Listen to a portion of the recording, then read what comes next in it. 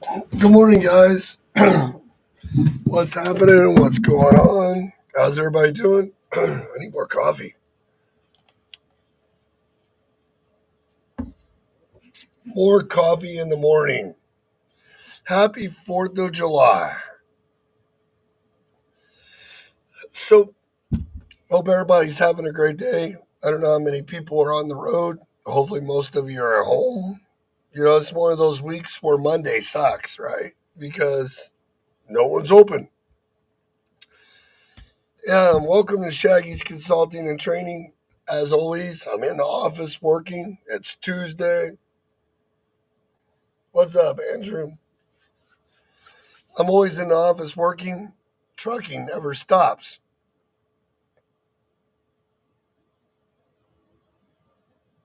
Uh, and if you guys, I'm reading all the messages coming in from everywhere. If you guys get a chance, like the video, share, join the Facebook group, Shaggy's Consulting and Training Group, and tell somebody about it. It's been 7 years now since we started that group and page, and we've been successfully staying consistent with content material. It's funny. Andrew slash Hawk was making good sense yesterday when I was talking to him about will people do the work or do they want us to do the work for them? You know what I mean? And I get it, right? I've always known it.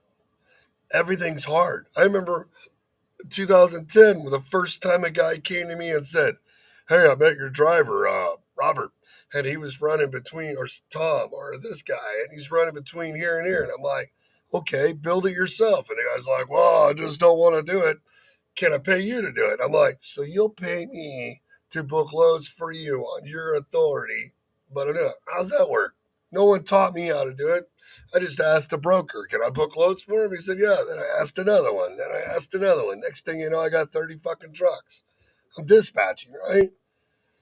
And I always wondered, there is the difference where you have one truck, two trucks to three to five or two to five. Because when it's one guy, it's one thing. But when a guy starts adding other guys, you start providing livelihoods. You start, it's not, you start changing the business plan. And yeah, so you think about it, one, two, three trucks, outsource and dispatch it, I guess. Because one truck, have somebody do it for you. You know, doing all that networking at our company, right? When I bring on a new dispatching truck, the first thing I do is I draw a circle right where they're at and I figure out what's going on. And then what I do is I do this spiral thing, what we call a spider web, where I go 300 miles this way, 300 miles that way, 300 miles that way, 300 miles that way. And then I find some cities that may be a little farther, maybe 500 miles. And then what I do is I post out and post back, and I find everything that's going on that has volume in those lanes because I don't want to be doing it all the time. I want to build lanes that have consistency instead of just freight chasing all over the place. That goes back to our conversation. That's not easy to do. It's hard. That's why most people don't do it. Hey, thanks for joining on 4th of July. I shared it, invited a few people to come on. I don't know how many people are coming on.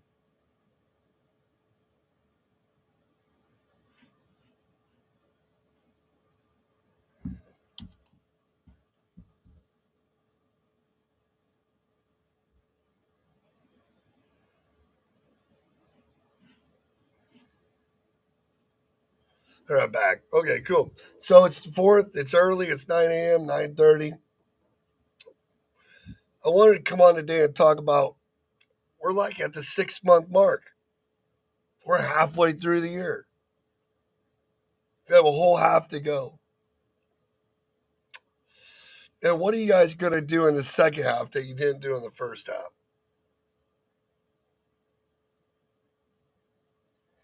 We're getting to the worst part. What you see in the next month with the produce season is going to be rough. I see projects certain places coming up. I see our brokerage. We're just getting ready to bid more freight. We're already finishing other contracts, tweaking this, tweaking that. The dispatching service is starting to pour in. Compliance is off the hinges. It's like we're getting clients every day because they want service. And in compliance, it's more than just doing compliance. It's about growing the trucking company, adding trucks, being guided and mentored. Because you ever work with a service like an insurance company or a compliance company, or even some brokers, or even a dispatcher, where it seems like they always do everything one way, right? One way. They book one load, there's nothing next. They don't help you. When I was a dispatching service, man, I only needed 4 or 5 carriers. Why? Because I built lanes and products, and then they immediately wanted to grow, add on trucks. So always that diversity, right? Because if you see a carrier with one truck and he's struggling, if you don't add on trucks, you don't have diversity. So I was great at building carriers off my dispatching product. Well, now I have a broker product that makes my dispatching product that much more intense. We got William in there with a customer that might not be so great, but when I take other people's freight and build round trips, now the freight becomes great because it becomes consistent. Think about it. What do you want? Consistency, flow, product. Same way with the brokerage, right? You can do one and dones, but volume, where you put it on auto flow, especially with your own carriers, is so much better, right?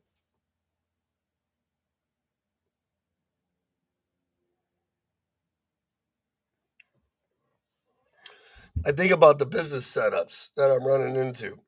50% of the people, probably 60% of the people, I think just jump in. We don't really have a plan. We don't think about the cost of equipment. We don't think about the cost of drivers. We don't think about the cost when drivers aren't in equipment. But at the same time, we can put on an owner operator that literally pays for everything, will dispatch himself if he needs to. Most of them want to. And all they want is consistency in a product because the freight chasers shouldn't be hired anyways because most of them have a bad safety score and tickets.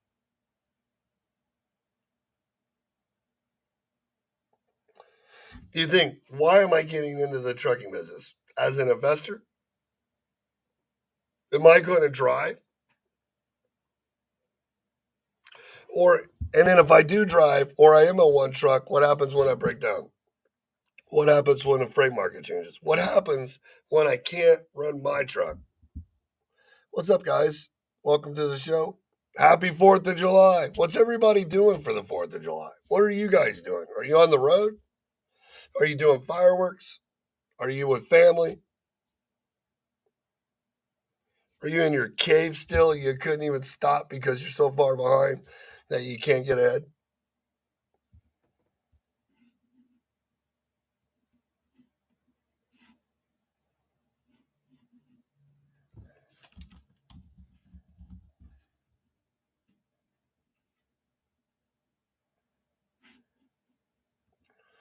Let me know. What are you guys doing for the 4th of July? Are you on the road?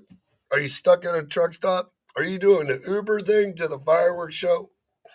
The funnest thing I used to do when I was driving over the road with Melissa is drive because you can see more fireworks on shows driving down the road at night on the 4th of July than you can ever see anywhere. Except for Mackinac,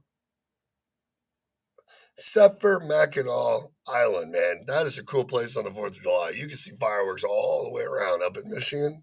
If you've never been there, you really should check that out. Like Mackinac.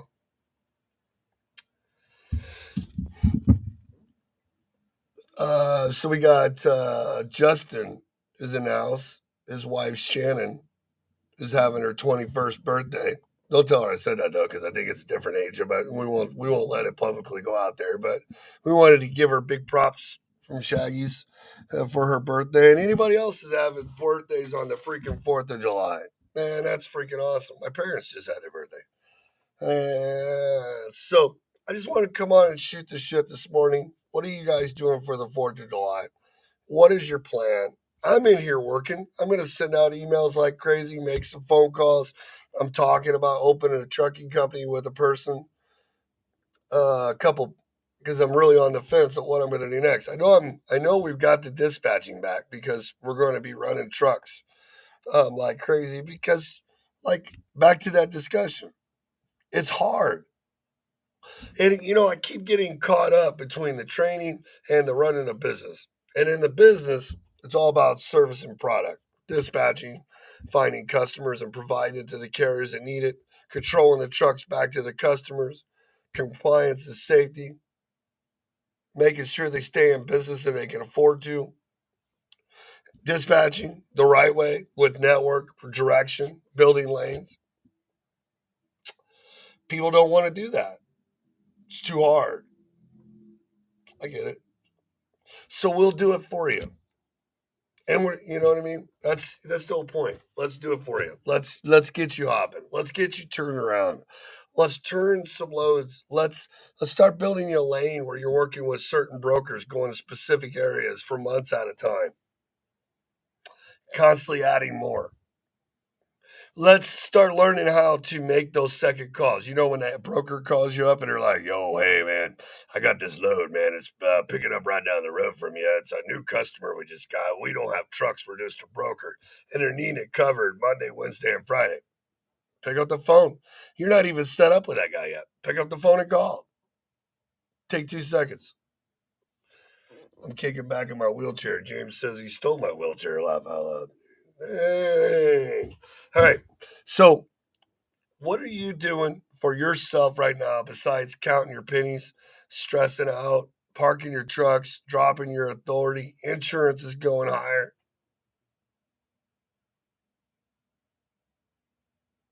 What are you doing with your plan? I think about it every day when people are out there and they tell me they have $18,000 in insurance, and I'm like, okay, it's but $418 a week. They're like, but that's $418 a week. It's a payment. $418 a week. 1,700, 1,800 for fuel minus their discounts. Do you have any added in yet?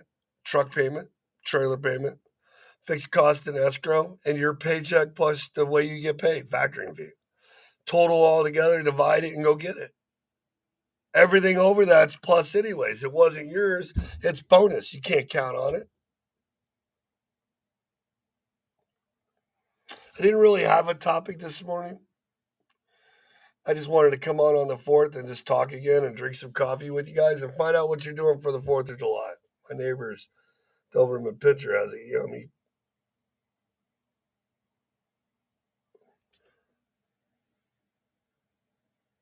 What are we talking about in my chat? Is this trucking? Like, are we talking about Dobermans and pinchers and Puos and still wheelchairs? Are we talking about people going out of business, negative authorities?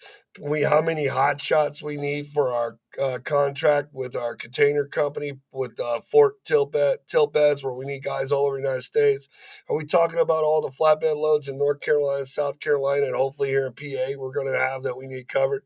Are we talking about how people can come to my office and do in-person trainings and sit right there in those chairs over there and make calls to customers, make calls to carriers, build lanes, learn to dispatch, add on trucks, grow your company?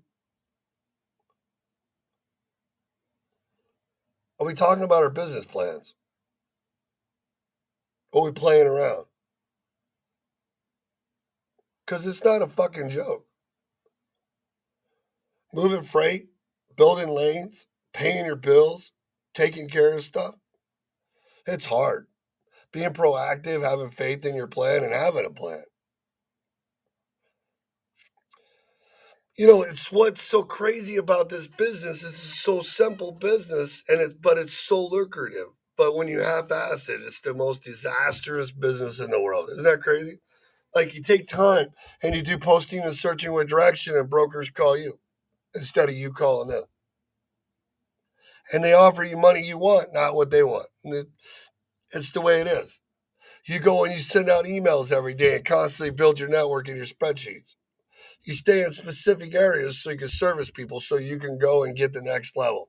You learn how to diversify. Like literally, I mean, seriously, $300, 45, 45, 2,000 for first set of plates, a trailer,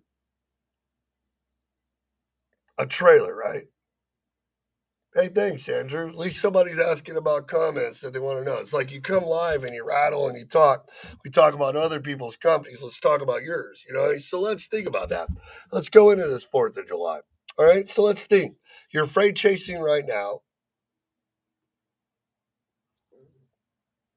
Working as a team within a company is key to small places transparency. I believe this is the glue that makes everyone makes shit happen. I agree 100% on that. And I can't see everybody's name on this stupid app, but all right, that's it. So Andrew says talk more about posting direction. So let's talk about what Andrew was saying, Dave, Hawk, whatever. Let's talk about him for in general. If I was in a bind right now, if I had my truck again, which I am, right? I'm with the rest of you guys. We were just talking about last night. I'm trying to do 4 businesses at the same time, and I need one, and all of them are moving in the right direction. Just none of them are moving the fast as I would like to have them. So I'm adding more pieces to it to help the other two move faster. It's called diversity, right? So somebody's posting with direction, or if I was a trucking company right now. So if I was a trucking company right now, number one, I would posting with. So the first question is what posting and searching with direction means is if I was a customer right now, any customer, solar panels, windmill blades, pipe sticks, fucking, I don't give a fuck. Doors, cabinets, nurseries, watermelons, pumpkins, Halloween costumes coming up, fucking Girl Scout cookies, beef jerky, fucking hot sauce in Louisiana. Your mama's used underwear going to Mexico to get washed and brought back again. Back in the day, they are diapers. They used to clean in cloths and bring in laundry. I don't care what the niche is, containers, whatever the niche is. My question to you, if you're a 1, 2, 3, 4, 5, or 50, or even 100 trucks, if a broker or a customer right now needed to find your carrier, even if you're in their database, their old database, right? I mean, you get emails and stuff because you're in their database, of big lists and stuff like that. But you have to actually go through those lists and actually call back and do the work. That's the hard part. Me and Dave were talking about that last night where people don't want to make those calls. They just want it now, right? So when we as customers or brokers get tenders from our customers, we have to find carriers. And I'll show you guys. Let's pull up some screens. Let's get to work while we're on here. I'll show you how stupid this is, right? Let's look. Let me pull up my load board. Some boards here. I'll even screen share.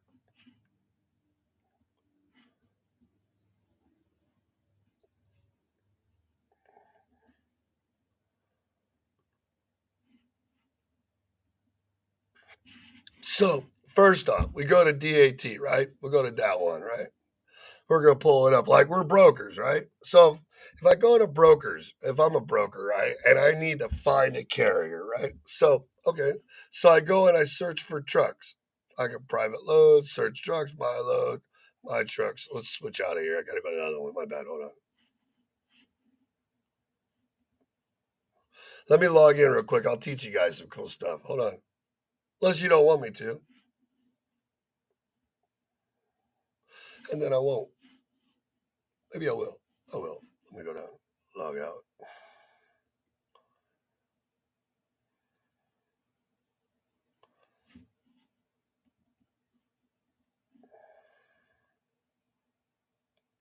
I got to switch boards because I got the dispatching board and I got the broker board. So I got to switch over. Okay. So here's the first thing. Let me show you guys. So if I'm looking for a certain truck, right? Who fucking cares? And I type in, let's say, Charlotte, North Carolina. Charlotte, North Carolina, right here, right? So I'm typing in Charlotte. And then I go over here for vans and I'll do 150 and I'll just do let's do tomorrow. Let's go tomorrow. instead of today. We're going to look for tomorrow. We're going to search. And then we're going to pull up some other stuff here real quick. So if I go on there right now, it says for tomorrow, there's 224 vans, right? In Charlotte area. Okay. So if I go on here and I look, most of these guys on here post anywhere. They post, some of them put where they going. What's up, James?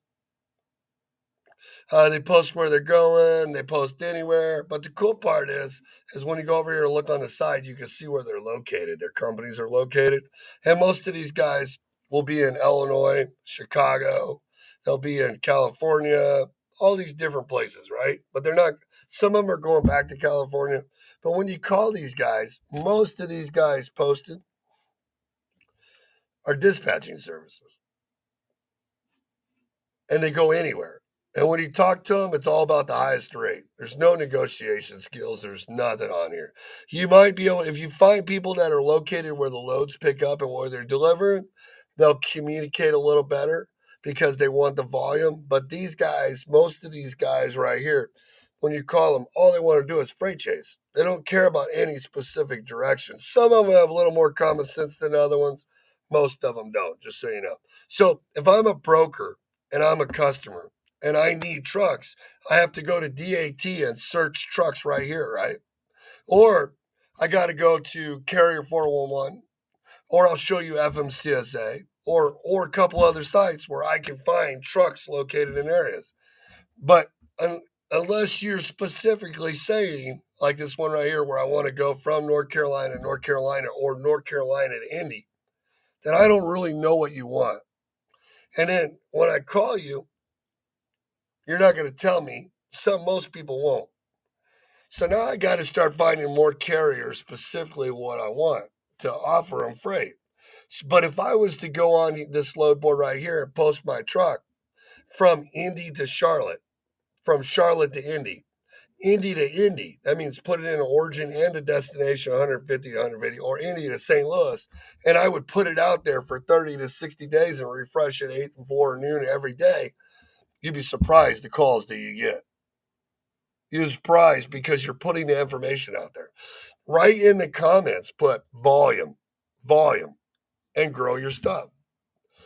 And watch the calls. But the reason why Dave / Andrew, Hawk, they won't do it is exactly what you said. Why do I have to answer calls and network ahead when I don't know what to do with the freight when I get it? And if I can only do one load, and if this other broker cancels on me first, why would I want to build a network? You know what I mean? And it's crazy, right? And what's crazy is too that in Charlotte and a 150-mile radius, there's only 224 trucks posted, letting people know what they have. Because when you go to eCarrier check and you look at how many trucks with vans, and I'll even do all the carriers just to say right there. I'll put them all in there, and we'll do all the authorities levels, and we'll do all ages, how long they've been in business.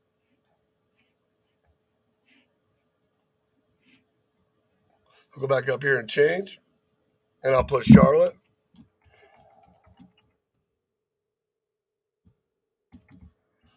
North Carolina, and we'll do the same as before, 150 miles, and we'll search.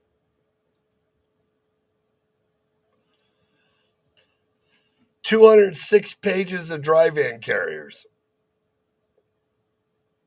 Hold on, let me give a calculator out. 206 times 25 means 5,150 carriers in a 150-mile radius of Charlotte. You know what's funny about this? Is if I was a customer, right? Or broker, I would have to call every one of these fucking carriers and get them to work with me. I have to call one at a time. 25 per page. Yep. And I have to go over here and I go over here and click and I have to look at all these guys, see what's going on. It shows me their safety score and it shows me where this guy runs based off his inspections and stuff. So this guy stays right here local. So that would tell me this guy might be a certain client. But just like customers and brokers, if it was easier, if they could find you telling them what they wanted on a constant basis because you're networking with them first, giving them the lanes that you want, would that make their life easier and they give you freight?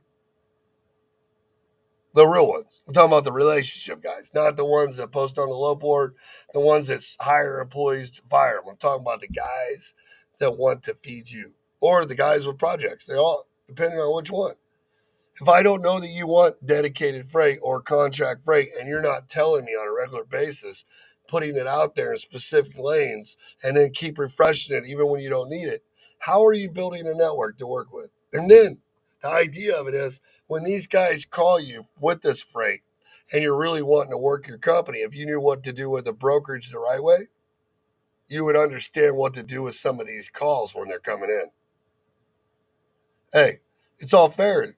Dog eat dog. Welcome to war. Do the work or get the fuck out, motherfucker. You know what I mean? So posting with direction is where you go out 30 to 60 days on multiple softwares, but you specifically say that I have volume in those lanes and I'm looking for it. Then you build sheets and you put certain people on them, and then you use software to be able to ping those guys and give them updates all the time. It's called building relationships. It's an amazing thing. And you can't do this while you're driving. Is it profitable for dispatchers to build lanes like this and do volume, or should they just do free for all, freight chasing?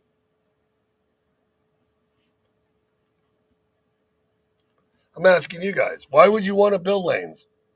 Why would you want to let a lot of people know specifically what you want?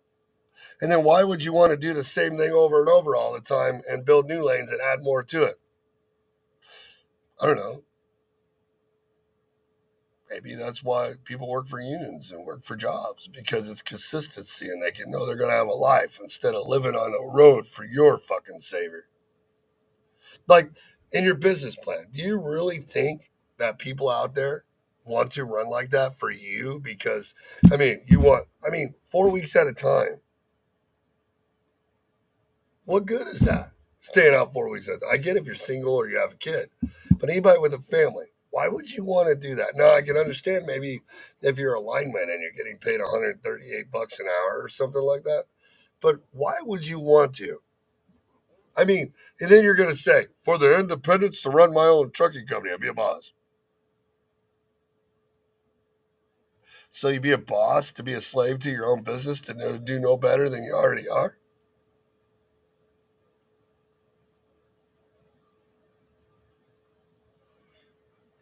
Why not learn how to dispatch? Why not post with directions, search, build lanes, understand why you should go directly to customers? I don't understand. Me and Justin and James are calling customers and they tell us they want carriers all day long. And it's like, can you afford to pay those guys? Yeah, we have a system set up.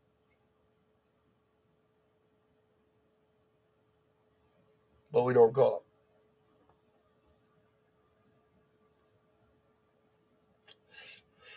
It's 4th of July, guys. There's 7, 8 people flying through. Let's do. I don't want to preach today. I want you guys to ask questions to me and tell me what you need help with. What do you guys need help with? What can we do for you? How can I make your trucking better? How can I help you make your brokerage better? How can I help you make your dispatching better?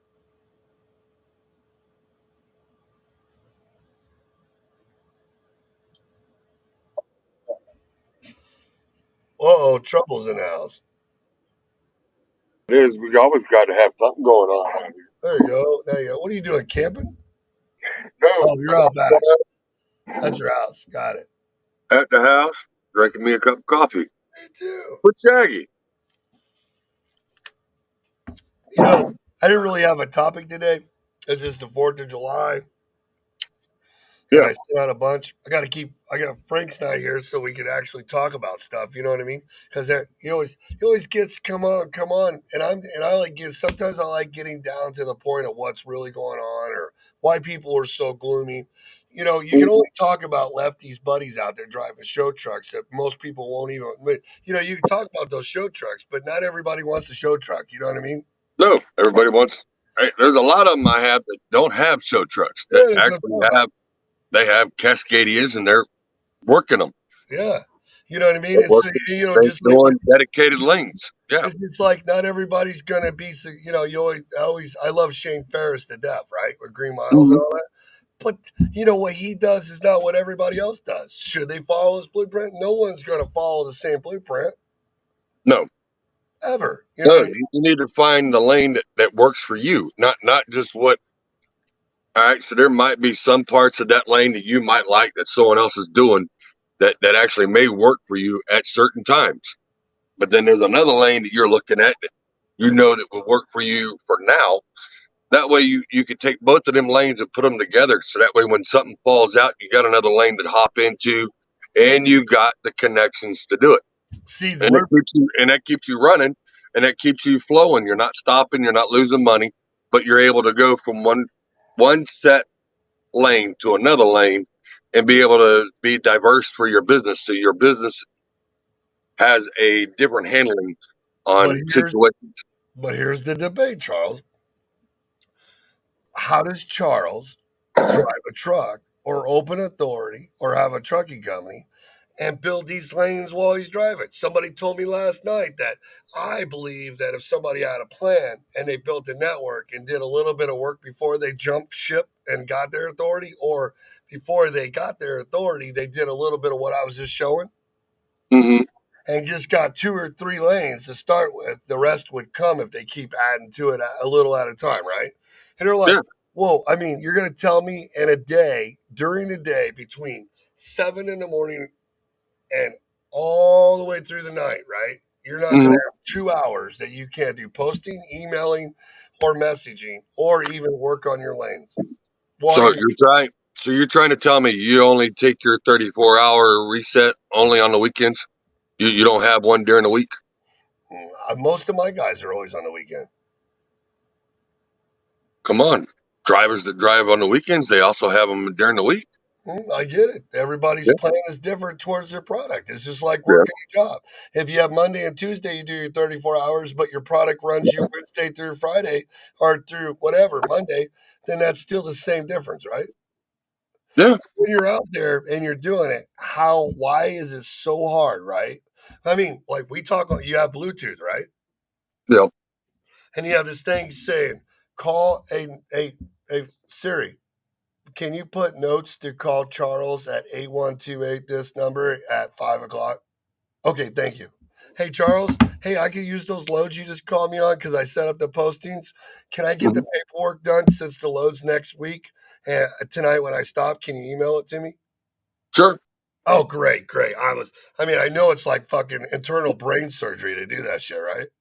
Yeah, we'll get on it. We'll get the paperwork done and we'll have it ready for you Oh, in about an hour. So we'll send it to you. And then when you get it, you got it, sign it, okay, and just, cool. and I'm just good with confirm that you got it. that. Okay, I will. And then when I see the email beep on my phone while I'm driving, I'll tell it the Siri to text you I got it, so you know I'm not playing around. Is that Yep. cool? Yep. That Great. worked for me. Excellent. A guy the other day, I was like, literally, like we should do a drill, right? Like Yeah. we're gonna have a contest. We'll get like 5 old guys and 5 young guys, right? Like that are Yeah. I'm talking about young, like 16-year-olds, like younger, right? The little Yeah. guy. I Yeah. might even get an 8-year-old in here. You know what I mean? We'll all have their cell phones out. And what we'll do is we'll have my brokerage send them all a DocuSign broker packet. And Hmm.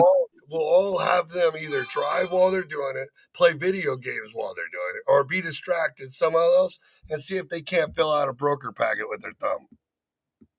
All right. Yeah, You that know what sounds I like mean? a good challenge. Yeah, Yeah. wouldn't it be fun?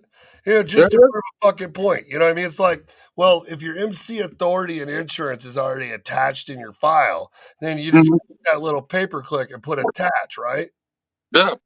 And then whenever you use DocuSign or those fill-in things, after you do it 2 or 3 times before you're on the road, isn't it pre-saved? Like it thinks for Yes. Yes. It's pre-saved. It's even got it's set up with your initials, and you don't even have to sit there and and actually sign or anything. You can actually it says oh, sign. Do you want to use signature? You hit the button. It automatically puts it wherever you need it. that's fucking amazing. So you're like, if you set up your lanes and you're not freight chasing where you're stuck all over the place, chasing almighty dollar, and you're running to the same places all the time, and you're actually adding people when you have a couple hours a day, every day to your network, You're telling me that works? Yes. Huh, that's so weird. Uh-oh, now we got trouble going on. But now it makes it you had to mention him, didn't you? I did. He's coming. I do because see, he wasn't here earlier, so I brought Hold up on. Hold right. on. Wait a minute. It looked like he just got done riding a bike. He's got his glasses on. Sun must be a little too bright on that side of the state. Could be. I just wanted to drop in and invite you guys on a trip we're going on in a couple weeks. Ah, I want both of you to go. Tell you what we're going to do. We're going to meet up. We're going to meet up here in Nashville. Okay. All right. We're going to take a helicopter. We're going to go down to the coast, down to the beach, and we're going to get on a yacht there. We're down in Texas. We're going to go across over to Miami. We're going to fish for a couple all the way there. We spend a day in Miami. Then we're going to take the yacht back to Texas, take the helicopter, bring it back. I'd like for both of y'all to go with me. We'll be gone. Be gone about 6 days, 7 days maybe. I can handle that. I can handle that. Cool. Okay. Yeah. Now all I got to do I is just got to make sure I got enough sunscreen. Yeah. Well, now all I got to do is find somebody with a helicopter and a yacht. Otherwise, we can't go. But I'm gonna work on that today too. You see how he worked that up. And wait, as many people as we know on these things, somebody's got a helicopter and a yacht. I guarantee.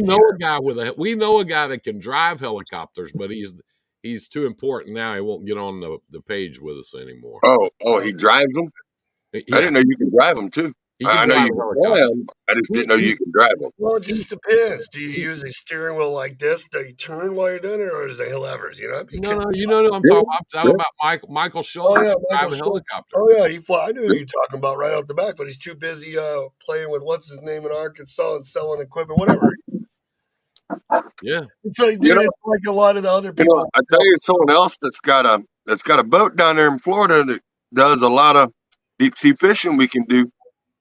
I got that part covered. I'm okay with that. Yeah, I'm just saying. I'm just saying because I know I've been offered to go back down there and enjoy a nice couple of days out deep sea fishing on their boat. Yeah.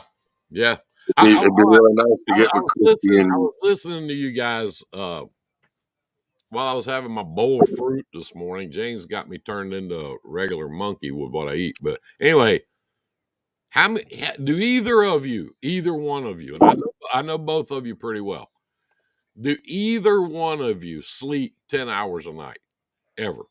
No. Okay, no. let's change. Let's see. I went to bed at 2:00 this morning because I was up trying to do research. I went to bed at 2 and I woke up at 6:30 this morning. Yeah, and I've been up since. I can't. I mean, a normal night for me is about 5.5 hours of sleep. And when I'm on the road, same thing. If I'm out in the truck, same thing. About 5.5 hours, I'm awake. I'm ready to go. And so you're mandated now. You got to take this 10-hour break because there's a guy that used to be a mayor of a small town in Indiana and is in charge of transportation for the whole universe now. He is absolutely certain that you need a 10-hour break right there, right in the middle of your day. Yeah. If you're going to make phone calls and do some business and set up routes and make relationships and do all that, like when I'm on the road, I take a shower every day. I have to. I'm going to take a shower, period. I still don't use up 10 hours. I said, not even close. Not even close. So how long does it take to call somebody? Let's say a broker, because a lot of them, like me, I have lanes like that. I do. I have lanes like that. How long does it take to call them and ask 2 or 3 questions and get set up and find yourself a regular dedicated thing? How long? 10 minutes? 15? I'd say 15 because it's going to take you at least 2 to 3 to get through the call center and be able to get to someone to talk to. Yeah. Because you know how it is. You're going to be put on, hold on, let me transfer. Hold on, let me transfer. Yeah. But once you do, once you get in there. But you're talking about outbound again. Let's talk about where they're calling you and you're just answering the phone on your headset and driving. Well, in my office and you guys are welcome to come there, but your ass. If I know little baby, tiny baby Frank, he will put your ass to work if you show up. But in my office, when somebody calls on the phone, the few loads that we do put out there, which ain't many, but Yeah. the few loads we put out there, when the girls answer the phone, if it's a carrier, the first thing they do is they say, hey, this is Diane. Where are you guys from? Where are you based? How many trucks have you got? How often are you here? She qualifies the carrier, Yeah. and they go, and she'll say, is this a good lane for you guys? Because we get these loads about 3 times a week, sometimes 4. And he goes, really? Shit, I got trucks down there 2 or 3 times a week, sometimes 4. Really? Then they start calling each other and talking. It, Yep. and that's just the weirdest That thing how that that's works. really they do that? Yeah. Yeah. Seriously? Every single carrier that calls my office, they get those 3 questions asked. Every one. Here's another You thing mean we they actually talk back and forth to each other? I know, it's stupid. Instead of Yeah. just, It's yeah, it's amazing. one pick, one drop, weighs 34,000 pounds. First come, first serve on both ends. You can pick it up by noon tomorrow. The rate $700. You want it or not? They don't do that. Not at my Huh. not at my shop. It's amazing because whenever you're on the low board, Charles, and that Mhm. one I just showed, and I call brokers, it's like, when's it pick up, when's it deliver, what's the weight, what's the commodity, how much can you do before get the fuck off my thing? Yeah, But when Frank calls me because the idiot fell out going from Nashville to Kentucky, and he's like, "Hey, I see you're located in Kentucky or Nashville. How often are you there?" Because he called me. He didn't even ask my name or nothing. He just called up and said, "How are you there?" Because I have a lane. Yeah. But I need this one covered. And then the guys, but if you're smart or the carrier's smart, well, how often do you have these? yeah, How many do you Yeah. need? Yeah. That's the question, and that's the question that needs to be asked. How often do you get them, yeah, and how many times you get them a week? But we don't. 'Cause We that can say, open how it. much are you paying? And you're a Yeah. cheap son of a bitch. yeah, yeah. If I can get a guy, if I can get a company that's in town 2, 3, 4 times a week, I'm gonna pay him more. I Yeah. mean, Yeah. I just am. I'm telling you right now, the people when I do the posting and searching and networking with direction, when they call right here in the office, their rates are more than what's on the low board You by know, hundreds. Yep. talking to Sparky Anderson the other night, he went by a friend of his shop up in Ohio the other day.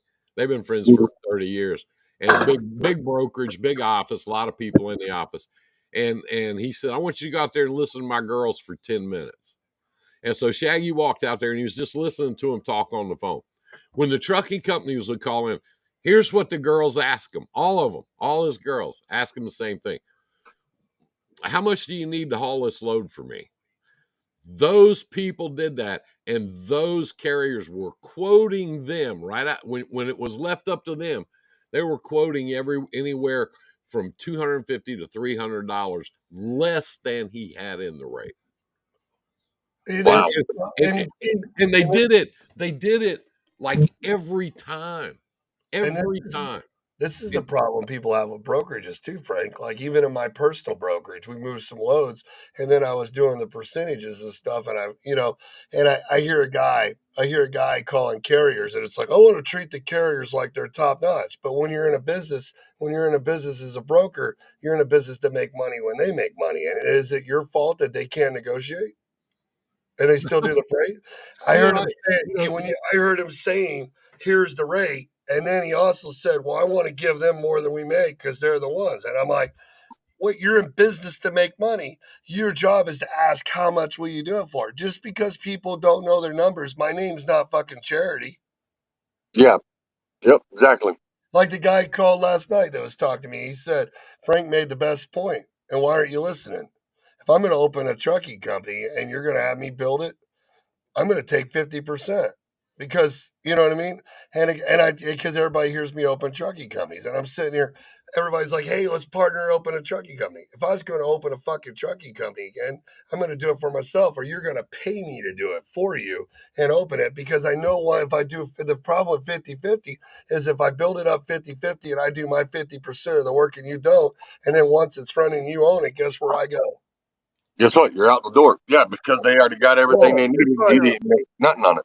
I wanted to get on here this morning too and talk about somebody posted in your group yesterday that she wanted to be a broker, but she wanted somebody to show her how. And I responded to it and I said, in all due respect, was if that the you trucking company one or the broker one? I don't remember, it was one It of was a trucking company. trucking It company. was, it She was wants to open Latoya. a trucking company, Yep. but she wants somebody to show her how to do it. And I said, all due respect, if you can ask that question, why do you think you want to be in the trucking business? And she got mad. Well, Yeah, that's not you tell helpful at me. all. And I said, no, no, no. I'm not trying to be disrespectful. It's a good question. Yeah. No, and What? what it was, is funny part about it is that's Latoya. She's one of the students that we've Yeah, had, and she forgot my phone number, right? But my yeah. phone number is listed on the page, on the It's group, listed right there on the screen. on the screen, and everywhere. I mean, Charles can go look everywhere he's ever seen me, and I guarantee my phone number is right next to it. So she made the post that she wants somebody to help her add on owner operators to get my phone number, and then she got beat up. I didn't beat her up. No, everybody else did. They went. Yeah, There's a I whole didn't list. beat her There's up. like 18. But but Yeah. but you get these people, and like this morning, I'm out for my walk. I'm walking Winston X down the street, which I have a story about that too. Because Mhm. we go to the dog park. And Winston's pretty wild. He's like trying to walk an ocelot. Anyway, this guy and his wife were coming toward me this morning, and they had a big furry dog. I don't know what he was, and did not have him on a leash. Which in our town and in our neighborhood, that's a law. If you're out with your dog, you got to have him on a leash. Yeah. And here comes this dog running toward Winston X. And I'm thinking, God damn, this ain't gonna go good, but it's gonna be fun as shit to watch. This dog goes running up to Winston X. Winston X gets up on his hind legs, growls at him, attacks him, flips him over, throws him down out near the edge of the street. And the guy's looking at me, screaming, screaming, screaming. Get him off him, get him off. I said, my dog's on a 6-foot leash, dumbass. He didn't come after your dog. Your dog Yeah. came after my dog. And I knew what was going to happen when he did, and he goes, Hmm. well, my dog never hurts anybody. I said, don't start trying to make this my fault, you dumbass, you idiot. I said, You my had dog, him on a leash, he wouldn't be going anywhere. yeah, You're I right. said, my dog never hurts anybody either, unless you attack him, you Yep. dumbass. But anyway, that'd be like me out walking Winston X and somebody seeing me down at the park and walking up to me and go, my goodness, look at you. I mean, just look at you. You look like a man to me that belongs in the trucking business. Why, you should open up a brokerage. Do you know anything about that? And I go, a what? A a Hmm. bro, a, bro, why do you say what you just look like a guy that can do it. So I get on the Shaggy page and I go, people tell me I should be a broker. What do I do?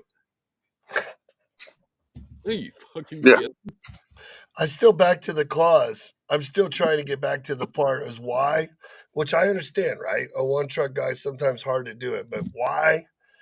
Even though I'm doing it, and I'm going to I'm reopening. We're starting dispatching Wednesday because I'm going to build a product where you just do it for everybody. I get it, right?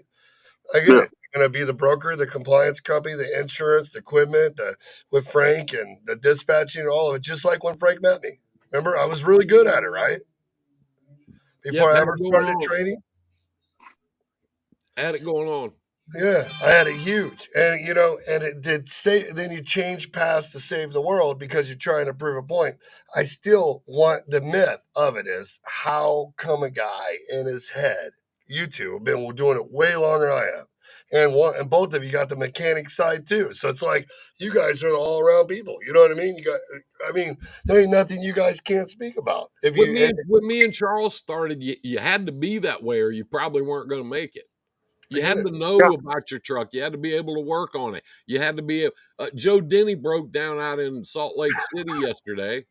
Oh yeah, and that's sad because he thinks he wasn't sure because he They thinks he's got a yeah, thinks they maybe a sent scarred they sent wall the or they sent or the it could be a RGN. They sent the yeah. RGN to get him last night. I mean, Dang, that he sucks, broke down. Joe. But his post on Facebook, he said exactly what was wrong with his truck. I mean, in detail. Yep. It's down a cylinder. Yeah, Yep. Yeah. I had a guy call me a couple weeks ago, and he was on either my page or Shaggy's page, and he goes, "I'm having a little trouble with the truck. It's running like shit." And I said, well, what kind of motor you got? And he goes, oh, geez. Frank, damn it. I go, well, what color is it? What color is the motor? Well, what difference does that make? I said, just because if you tell me what color it is, I'll know what motor it is, and maybe I can answer a question or help you get started. I said, but you don't even know what kind of motor you got in the truck. Well, now those guys down there at the shop, they don't want me messing with that motor. They don't want me. Here's a guy that doesn't even check his oil. I mean, doesn't even know what kind of motor he's got in his truck. Here's And I Joe will say, Denny. Joe Denny sitting out in Salt Lake City. He knew which piston was down, why it was down, the three probable causes of it. He knew not to start it up and drive it anymore. He knew that. yep, So he called And obviously, he knew how much it's going to cost to fix it because it's obviously cheaper to get it RGN back to his place than it is out there. Oh, there's no yep, question about it. That's what I'm talking about. Yeah. Yeah. I mean, that ain't going to be cheap to move it. but and I will say this: a lot of the companies do not are starting out. They don't want you looking under the hood. They don't No, want you to. no. But they don't understand it. DOT says you have to. You're the one that's responsible. That's right. If you're not checking this truck out, that means your fault Yeah. for Dude, everything that's broke or loose or wrong when they do an inspection.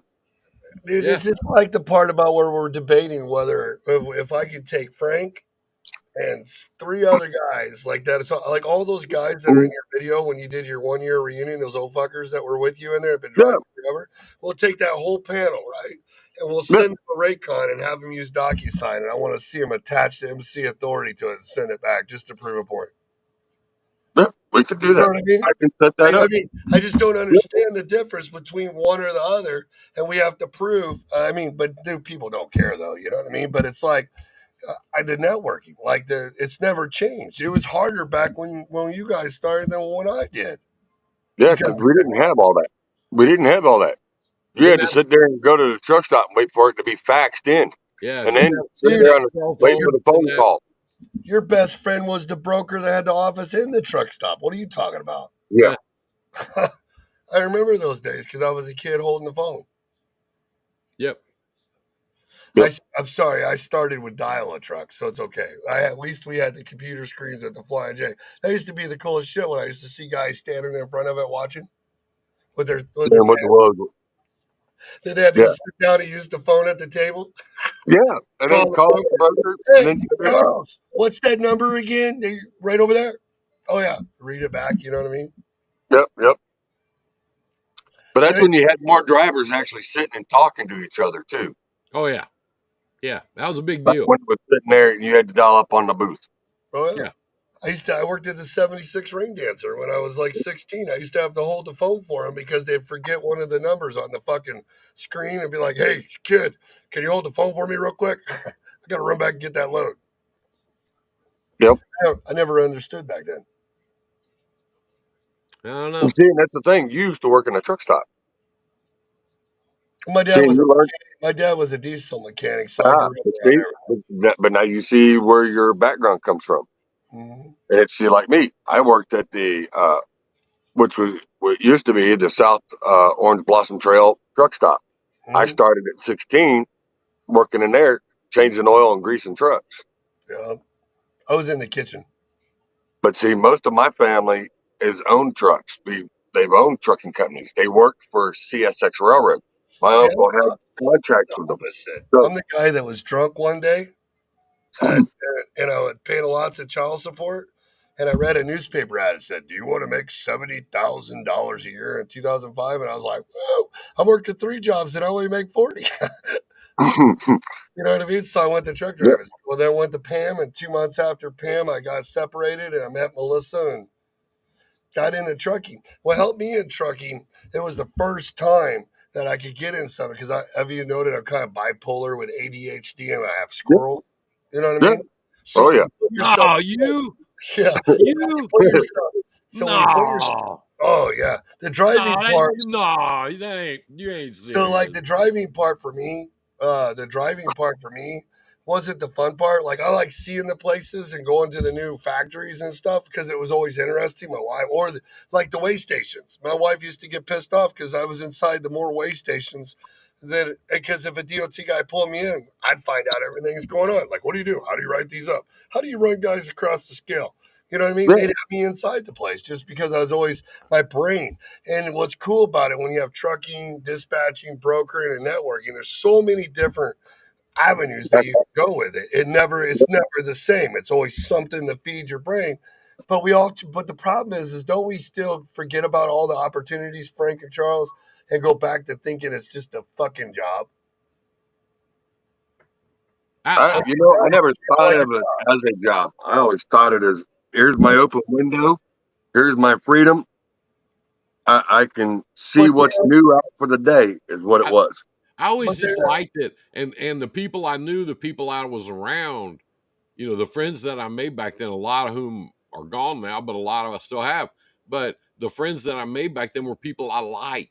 I like yeah, those guys. I like being around them. I always considered it a privilege. And when I hear people, whining and crying and talking about, yeah, we make a sacrifice and nobody likes us, I'm thinking, who the fuck are you hanging around with, dude? I yeah, mean, but Yeah. but that's what Who's I'm the saying. circle? Those Yeah. guys are the ones that either have their authority or they're owner operators, and it's a job. They're not taking full advantage of the experience, right? Because Yeah. you know they got what? to be fed. They got to You, get you their can, hours. it's easy for guys like us to get in the habit of not liking these new guys and being pissed off at. If Yeah. you went to Shaggy, if you went to Guitars and Large Cars with me and Charles, there was none of that there. I'm sure. No. It was not there. It was not there. Guys were there with their trucks, cleaned them all up, polished them all up. They're there to show their trucks. They had their whole family with them. Wife, grandma, Yep. couple of kids, they had the whole gang with them there. And it was like, it was 2 days, 3 days of walking around, among people that like our business, that are part of it, that just I mean, I sat there and seen drivers giving up their seats for the concert, sitting there giving them to the elderly. yeah, I said, "Here, have a seat." Didn't here, even know the here, people. Here, have a seat. Enjoy the show. I can stand. I'm a yeah, driver. I'm good to go. I Yeah. sit all the time, I'm tired. Here, you sit here. Yeah, Yeah. yeah. I mean, it's a whole different atmosphere than what we see on Facebook, TikTok, Twitter, And Whole that's where different I thing. Instagram. failed. But that's where I failed because when I shut down my trucking company, closed the dispatching, went to training, and I built that school Frank said I was crazy about, where I trained over Mhm. 500 some odd people for free for weeks at a time, weeks. And you had everybody coming there. Kenny Long's coming there. This guy's coming there. Everybody trying to find out what's going on. Like, why is Damn, everybody? I wish I knew that. Man, I could have got me some free information. No doubt. They were pouring in, dude. I couldn't Hey, pack. Charles, back at that time, most of the information was wrong anyway. You didn't miss nothing. Oh, is that what it was? All right. Well, that I might be went the up reason there. why I didn't see I it. went up there. I went up there. Frank and I went up there one time, and Yep. we came in, and Shaggy has class going. He had about 30 people in there, and he's Mhm. going, and talking, talking, talking. And Frank leaned over and he goes, "Hey, Dad, that's not right." What he's telling him. I said, "Yeah, well," I said, people have different ways of doing things. I mean, don't have to agree on everything, you know. Yeah, but you should tell. So we went to lunch. When we went to lunch, it was me, Shaggy, Frank, and Catfish. And I said, "Well, a couple things you were telling me." So when we get back, Shaggy walks up in front of the class and he goes, "Well, we got a special treat today. For the next couple hours, Frank G. Trucks is going to teach our class." And I just walked up there and started talking. And and so I went to several when he went on the road and we was doing those boot camps Webinars. out on the Yeah. road. You know, the ones I'd go to and help him, work at those things. But those people, here's what I liked about it. Here's what I liked a lot. They didn't just get on the internet and go, "Yeah, my Uncle Claude says he thinks I'd be a really good broker. What do I do?" They didn't do that. They paid the money, they came to the class, they paid attention, and they started working. And some of those people now are very successful at what they do. There's a ton. I was just talking. Remember when you came to Terre Haute, you met Carlise and Joe Farland Yeah. in the back? There are 9 trucks Yeah. and growing, I'm surprised all because on I'm dedicated surprised contact because he rate. didn't want to be that big. She did, but he didn't. Yeah, the He nurse. didn't. Yep. Yeah, she's not even doing the hospital or nothing. She's working for him. I just did their insurance, and they're growing, man. They're looking for more drivers. Yeah. And the whole thing is taking in the knowledge. But Yeah. they only stay in. I just seen a Got post for him, Frank and Charles, and like we to talked do the about, research. they only do Nebraska, Iowa, Kansas, Missouri, like 5 states, and everything in there from Menards to whoever they're getting set up with. You know what I mean? Sure. Nice. The biggest thing that we find, is, like Charles keeps saying, you got to have the knowledge, you got to have the information, you got to have the 911, you got to be able to Yeah, you got to do it. but But 90% of the time, the biggest thing is when, you got to do the damn work. You do. that's right. You got to do the research. That's It what I'm doesn't saying. You it got to doesn't do the research for But they fall. yourself don't. to make yourself grow. But you don't, because we go in and I break it up into 4 stages, right? The first stage is, where am I located? What kind of equipment do I want to have a career in, right? Where Mm-hmm. am I going to get the equipment? What type of setup am I going to have, right? Company drivers, owner operators. What am I going to have? What is their cost of operations for 50 weeks? Not just what the market pays and what I'm going to make off a percentage, right? Mm-hmm. And then where am I going to build that out? Local, dedicated, and regional, because no one wants to freight chase unless you're a reefer hauler that has a decked out truck and you're used to going from the Midwest or East Coast to California and back, and that's Yeah, your running. from You know what coast I mean? to coast. But we're not doing that no more because you can't have high speed chick. Well, you can do whatever you want if it's old school, still got loose sleeve, and But it's Yeah. all changed. It's like they took a dent out of that. You know what I mean? Well, it's like me. Well, me and Frank know one right now that he changed his lane because he can't run to California no more. Yep. You know, So old now he's John. going to Washington. John changed his lane, but he's staying busy. He goes, I got a good lane now. I made sure I made the connections before I got kicked out of the state because he runs an older truck. It's a beautiful truck, but he said I ain't selling my truck just to keep that lane open. And he goes, it's too much of an aggravation. I got another lane. It ended up being a better deal. But why do nobody want to do the research? This is the problem I've still had. Me and Frank talk about it all the time. We're like, why is, once the research starts revolving, it just All goes right. to there. All right. I'm going to play the devil's advocate real quick. Go And, for it. I'll explain this real quick. Why no one wants to do the research? Can I do the research on a TikTok? Can I do it in less than a minute and keep my attention to it? Why not? Because I mean, if you can't keep me for a minute, then it's not interesting. I Now get it. you get it. I It's understand. the attention span, and it got worse when I hate to say it, but when TikTok come out, it made it worse because you do these shorts and people are paying attention. All right, let me flip up. Yep, I already seen that one. Yep. Now it's to the point that now they want their information done the same way. All right, well, yeah. This is too long. It's taking me too long. I don't want to. And that's the deal. But It's taking me too long to read it. Can you make it shorter for me? Can you make it simpler for me to read, or something 30 that I can just seconds go, or hey, 5 bullet points, the signature here, that's all I want. yeah, but what am I signing for? Can you explain that real quick? I mean, can you make it simple? I mean, I understand I'm signing for a load, but is this going to be a continuous load, or is this going to be something I can stay in? I mean, They don't ask that, though. I'm telling you. They don't even ask that. It's just, I got the load. Let's go. When we get there, what do I do next? see, and that's the problem. Their mindset is just on that load. And is, how Not, much not can I what get? What it's. I what's got what this one, and when on you're the going to give me the table? next one? And is Lefty an idiot for not asking for more? That's all we care about. Frank's a crook, and Lefty's an idiot because he's leaving freight on the table. But I only work today and tomorrow. The guy that has lanes, that's in the same place all the time, or doing stuff that's not out there is the problem. I just don't understand. I don't get Yeah. it. Or you get the ones that's got to go out and say, all right, I'm doing good. I go buy 2 more trucks, thinking that the same lane's going to keep running it that I'm running with the one truck, but I'm making money. But they said I could put them on. I don't know why I'm not getting enough loads. I mean, I got a driver sitting at home for 3 days. They told me. What am I doing wrong?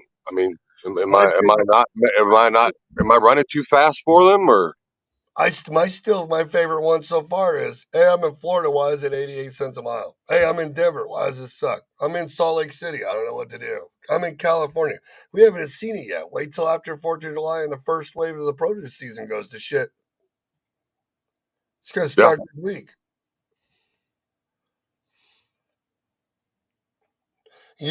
California closes in September. yeah. Back to Yuma. It's already there. They don't. What are you guys going to do this But week with no plan in this market when all right, everybody's here doing their inventory? I'll give you an example of a guy It's inventory week. that actually jumped into different lanes. Real quick, I'll give it to you. Bottomley Enterprises. He's a produce. He does farming. Right now, he's doing all his vegetables and everything else. When that ends, then he goes into pumpkin season. Then he does Christmas trees, Mhm. What's he do from January to March? and then he's got other stuff. And then he does cattle. Mhm. He's got several different avenues that he's built for the company, But if and that then guy, keeping his why truck don't running. if that guy's already doing farming and everything else, when January hits and the mail stops, why don't he move into farming and move seed for Pioneer XPO and keep the roll going? Some of those guys up around Ricky, up around the shop up there, you go by their house. They got a small farm, not a great big one. But if you look out by the barn, they got a Peterbilt, a flatbed, a reefer Yep. sitting back there, sitting back there. And those guys know more about their equipment and more about trucking and more about rates than any of these boneheads you ever see on social media. And you never catch that guy on social media. But He's too No, busy. how many no, he's products? too busy. How many products actually? When everybody thinks the world stops, like the third week of January, when all the Yeah. mail goes back and the Christmas presents are done and the Christmas trees are over, how many other niches start up at that time in the winter? I can name off like 20. Yeah, there's a bunch. There's always something to do. There's always something to do. People get in a rut, I think. I don't know what you guys think. People get in a rut and it gets comfortable to them and then they just sit there. They don't they don't try to make it Yeah. any better. They don't try to, change anything. They get up every morning and turn on the light and just get right in that rut and just keep going, keep going. It's easy, it's familiar, they got their deal down, so that's what they do. I think a lot of people just They do get in that. the routine and they're set in that routine. Yeah, And then once they get in that routine, they get too relaxed, and then they forget yeah. how they got in that routine in the first place. And I it's a just, mindset. It's like I'm already busy enough to do this, but then all right. So if you're doing that, you need somewhere else you need to go because when you get too busy, I'm not saying too busy, but if you're busy and setting that routine, all right. Take it for example. I work every day of the week. I get set in my routine. I got to change it up because I also do the Left Lane with Lefty podcast. All right. If I don't change it up and sit there and start doing the research and everything that I need to do to keep my podcast going, I'm not doing anything to benefit myself. And I'm not getting the information that I need to get out there because I'm setting my routine that I do normally every day of the week. And see, then after a while, then that gets boring. Then see, you're with me, setting I a have routine. topics every day, Charles, because I'm running the businesses, and every time I have a problem, we can have a new topic to talk about Yes. because we're experiencing it. We're doing it right now, just like Frank. You know what I mean? Get out here. We discuss the issues, talk about it. People leave the comments and let us know what they're thinking. And then they can understand where we're coming from, and then we can see their picture and tell them, hey, this is where this could lead you in a better direction if you take the time. Thing is, you You know, have to take the time there's and time do the management and research. patience is the biggest problem. Yes. Yeah. And like Frank said, when you're on a 10-hour Yeah. break, you might sleep 5. Why not use the other 5 and sit there and make phone calls? I've But got hey, Light to. up other way. I've got to find something to do with that other time. And you both know what I do because I run paper Yep. logs. Yep. I I know can't quite a just few people to run paper you logs. can't just sit there for 4 or 5 hours, 3 Dude, when I 3 had hours. paper logs, I I can't think I just sit slept there. 4 or 6, maybe. But if you did, you still got 2 or 3 hours. Even if you sit there and you spend an hour on the phone talking to the family, the wife, and letting them know what's going on, you still have another hour, 2 hours to be able to sit there and make phone calls. Keep Dude, that truck rolling. me and my wife drove around. And if something else pops up, you may end up with a better deal than what you're running now. We ran 4 trucks out of our semi truck with a cricket stick Hmm. and a printer. Yep. I 4 remember them days. Trust we me, kept I them all. remember them days. We even did payroll from the truck with our daughter in it on the road. Yeah. Story. So I built my. All you needed was a laptop and get into a truck stop with Wi-Fi. You could do all your business in the evening I remember or in the morning before you leave out. we had to do payroll one time, and the only place we could get signal because we were already past the gas was on top of Vale. Come here. The very top is cool. Who are you talking to, Frank? Look at this. Come here. Bobby, Hey, Frankie, what's up, troublemaker? who's that? Frankie Jr. Yeah. What are you doing, Frank? Dude? What are you doing for 4th? Not much, just working. Running. You don't have like 5 milk, dates running lined truck. up or anything? Do what? I said you don't have a whole bunch of dates lined up or anything? Not today. Just a date with fireworks tonight, and that's about it. But gotta get Dang. going. Slacker. Yeah. I'm telling you, ain't got no more. That's what it was. He's instead of setting up a Coca-Cola run, he just had a trailer dropped off, so you don't have to buy none. Yeah. What's up, Frank Jr.? Here, come here. Hold on. I'm turning the chair over. Hold on. Yeah, give it to the real businessman. Wait. It's all good. What do you got going on? Did you get a haircut? I got a haircut. It's no longer long and or anything like that. Had to go see Look at customers. it. They don't like that hippie stuff. I know I went in a shipper the other day over here, and I actually trimmed my beard all up, left my hat off, put on my yellow shirt, wore khakis with the loafers. Mhm. Like, it's weird. Yeah. So just kind of got thrown into what's the discussion this morning? What We're just talking about why people think it's so hard why people, because I'm bringing the dispatching back along with the other 4 companies I have because I'm tired of telling people to do it. So we're just going to do it all. Mhm. It's like that whole, we can't always be a missionary. We're rebuilding the church. You know what I mean? Sure. Today, like I had a question, it still goes back to the dilemma of why people don't network and build lanes and why I don't ask for more. I keep telling people about, like, we've been talking about posting and searching and networking forever. And I was talking about if I bring on a dispatching client, the Mhm. first that's in Nashville, the first thing I'm going to do is tell every motherfucker in Nashville in a 150-mile radius that I'm there every day for the next year. You know what I mean? Yeah, if they don't know, then you're not going to have any Oh, opportunities. But you as a broker, same thing.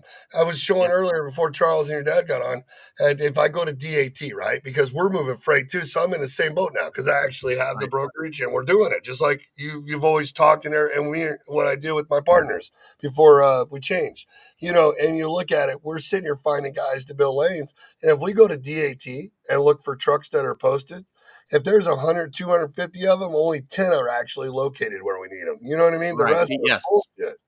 Yeah, it's the density of it, and you've got to pay attention to how many loads are moving in that market that day Yeah. versus how many trucks you have on that day. But Mondays and Fridays are different animals, but the rest of the days, your density is going to be key. Anytime I broker a load out for just a transactional movement, I always ask, how often are you in the area? I especially, mean, yeah. yeah, But uh, when brokers call me, like if I post my truck in a certain area for 30 to 60 days, mhm. Frank doesn't want to call 100 people. He No, wants to call a guy, get it done, cover the problem, get the fucking go on a date. You know what I mean? That's it. well, sure, Or well, whatever, but right? it also it frees you up to work on your business instead of in it. If you know that XYZ Trucking or Shaggy's Trucking or whatever it is going to be there every Tuesday, and you not know you've got a load picking up every Tuesday going where that truck needs to go, So You here's the question. got a network there. So even if you have if people don't network and not constantly telling you what they need when you're selling customers or working, even if you have 3,000 carriers in your broker packets signed up with you, Yeah. if you have 3,000 carriers in your system, but Charles isn't constantly telling you that he needs freight from here to here or there to there on a constant basis, then how would it? I mean, it doesn't work. No, you don't. You don't know if you don't communicate that and you don't ask the question. You don't know. You don't develop the relationship.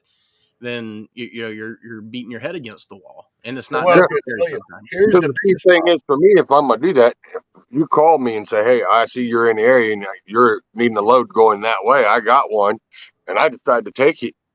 If I don't ask you and say, "Hey, how often do you need this load run?" If I don't ask that question, you just think it's going to be a 1 day deal. Right, right. See, And that's the other part. some guys will That's tell where it you, relies on the driver to sit there and go, "Hey, I'm here every Tuesday or See, Thursday." yeah, this It's guy right here that communication. commented on Facebook. The problem is we're so confused with searching on the low board where I call Frank compared to getting Frank to call me. Because when Frank calls me, he needs me. When I'm calling Frank randomly and it's on the low board, hell, you don't need to build a relationship right now. There's no urgency. You put it out there to sell it for whatever it goes for. If they're calling right, me, like if you go to e-carrier check right now and you look at the trucks that are posted in a certain area, and you go to e-carrier check, like I just did Charlotte before you guys came on. And in Charlotte, there's 224 trucks posted for Wednesday. So Yeah. that's Frank. But out of the 224, only 8 of them are actually where Frank's customer load picks up and where it delivers. Isn't that weird? Or on the other end coming back. But if right, I go to e-carrier check, right, and I put a lane builder from that area to that area, and I can even put the size of trucking companies, how long they're in business, whatever. There's 5,000 carriers in a 100-mile radius, right. Yeah. all different sizes. But there's only 8 on the load board. So how is those numbers even close to accurate in that game? It's hard to say that they are They're because not because when you it's call a because trap when game. I post and I search and I send out emails and Frank hmm has a problem pull up like that guy that time that canceled on you and left you hanging from Nashville to Kentucky, right? Hmm. You were Yeah, pissed, yeah, remember? So when that happens, you have a customer that don't care, they want it covered, and you need it yeah. done now. So if I need Yep. somebody right now and I'm not telling people I want those lanes, how is Frank supposed to find you? Right. I want to tell you a story, Shaggy. We Okay, did a go ahead. lot of Dollar General freight several years ago, and I got a call one day from a guy, and I remember the trucking company's name. It was H&T Trucking, and the lane that I had worked for him. We asked the question, "How often are you there?" et cetera, et cetera. Before too long, that gentleman had 20 drop trailers for me at different Dollar General locations across the Midwest. I mean, it built up. It was doing really well, all because you knew what to say, you knew what questions to ask, you knew how to find out if you could do business, Yeah, and how could it work for both sides.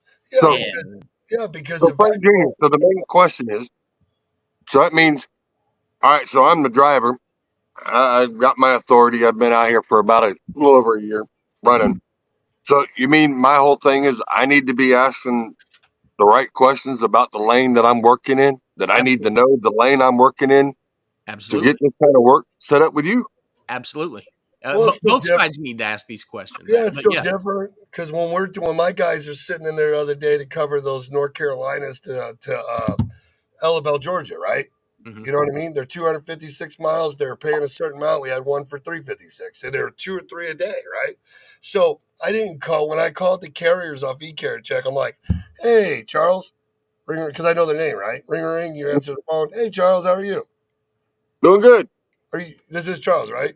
Yes, it is. And this is lefties left lane trucking, right? Yes, sir. It is left You lane with guys, truck.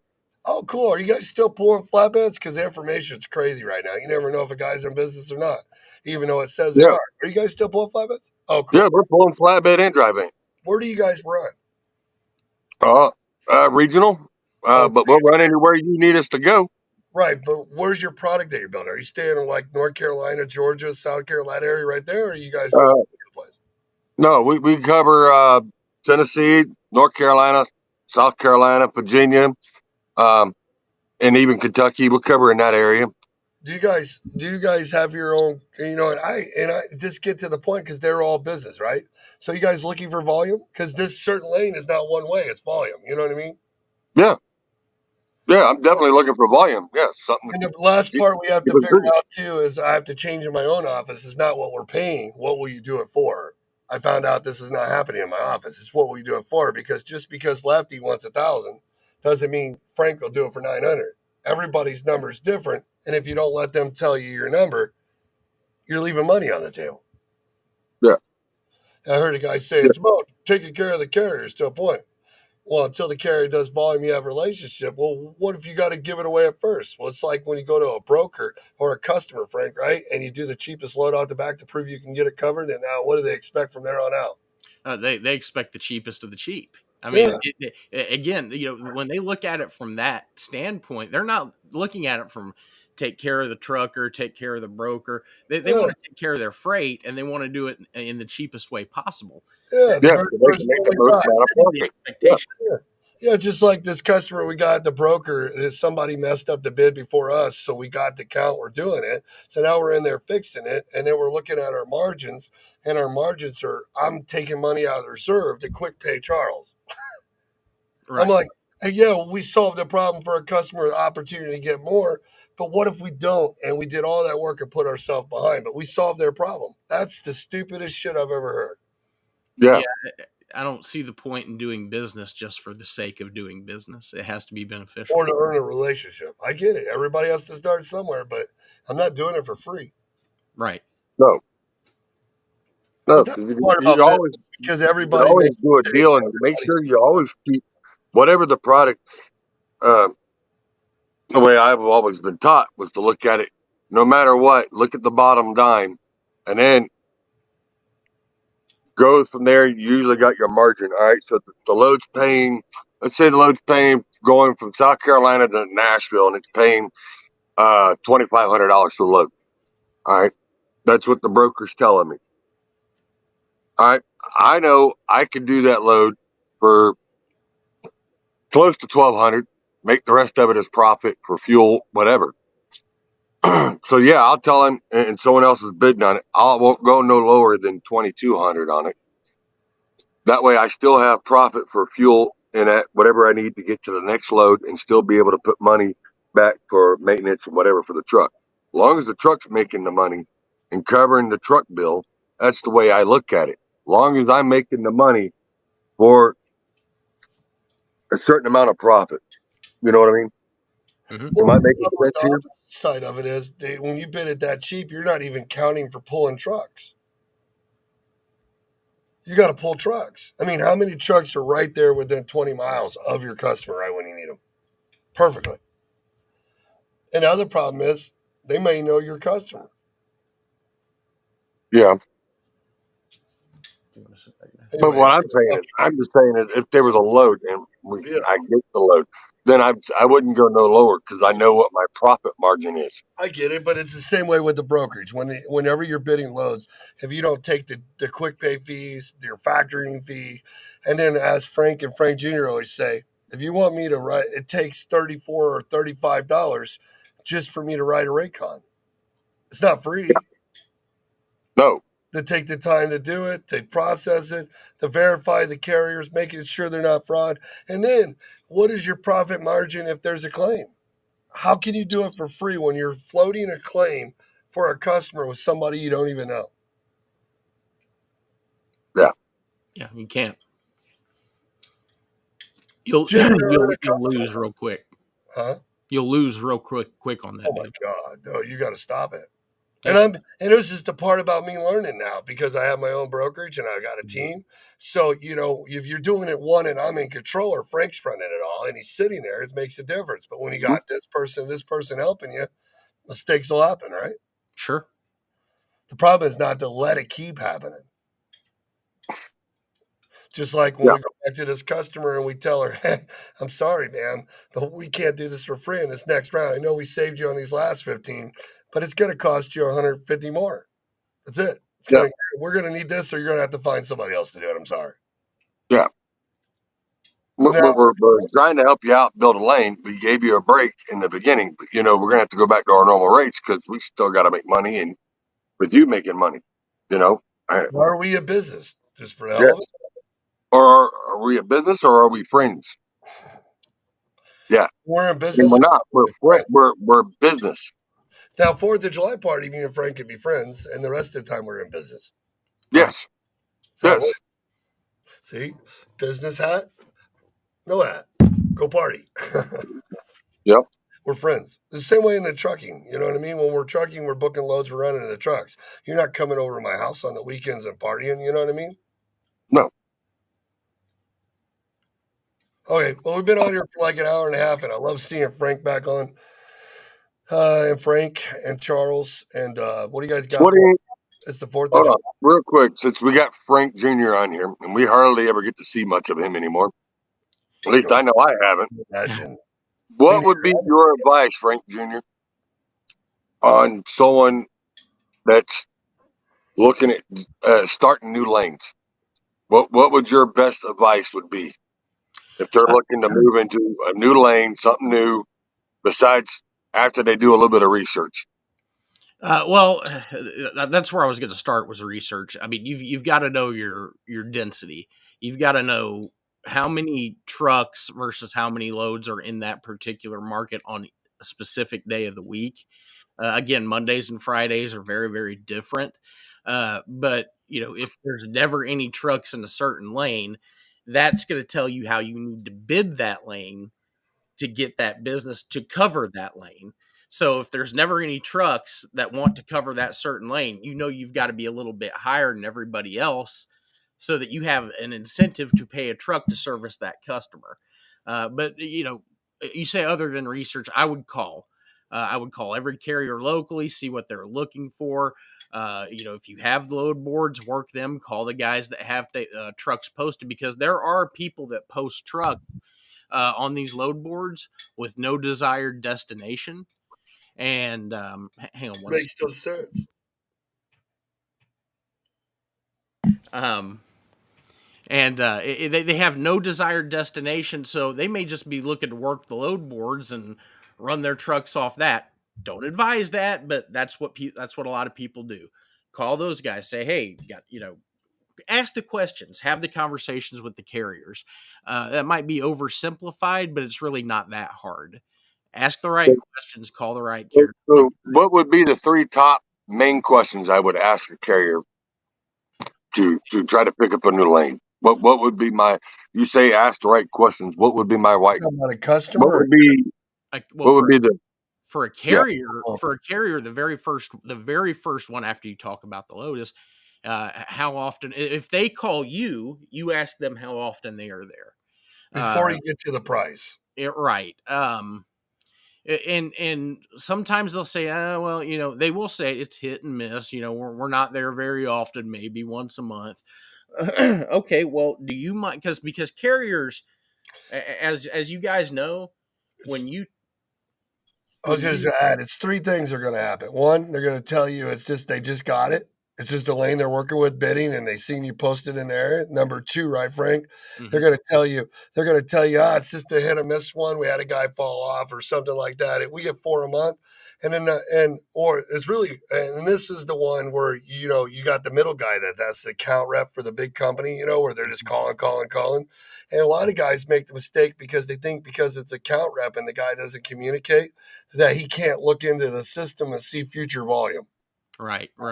And the Um, last part would be when you call, right? Where you're the yeah, guy that owns the freight, the freight, and all you right. want to do is get that guy and get him back again, right? Go ahead, Absolutely. Frank.